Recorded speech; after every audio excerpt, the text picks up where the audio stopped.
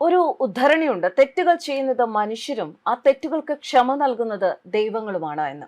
അങ്ങനെയെങ്കിൽ നരേന്ദ്രമോദി ദൈവതുല്യനാണ് എന്ന് പറയുന്നതിൽ തെറ്റില്ല. BLM കേരള, തമിഴ്നാട്, പോണ്ടിച്ചേരി. ഇതാണ് നല്ലൊരു മനുഷ്യൻ. നല്ലൊരു മനുഷ്യൻ എങ്ങനെയാകണം എന്നതിന്റെ മാതൃക.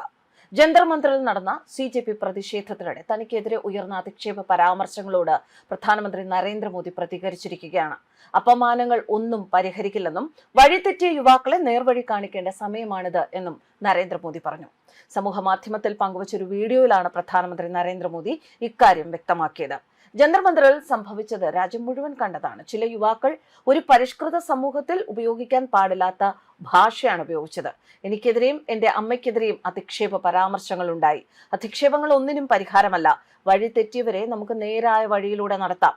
അതിനായി ഒരുമിച്ച് പ്രവർത്തിക്കാം. ഭാരതത്തിനായി പ്രവർത്തിക്കാം, മോദി വീഡിയോയിൽ പറഞ്ഞു.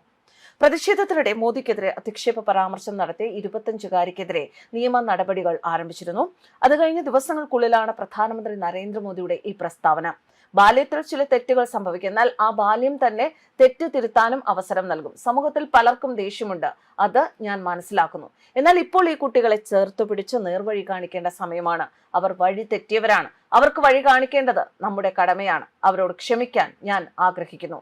ഞാൻ പറയുന്നത് സ്വീകരിക്കാൻ സമൂഹത്തോടും അഭ്യർത്ഥിക്കുന്നു. വഴി തെറ്റിയവരെ നമുക്ക് നയിക്കാം. നമുക്ക് ഒരുമിച്ച് പ്രവർത്തിക്കാം. ഭാരതത്തിനായി ഒരുമിച്ച് പ്രവർത്തിക്കാം.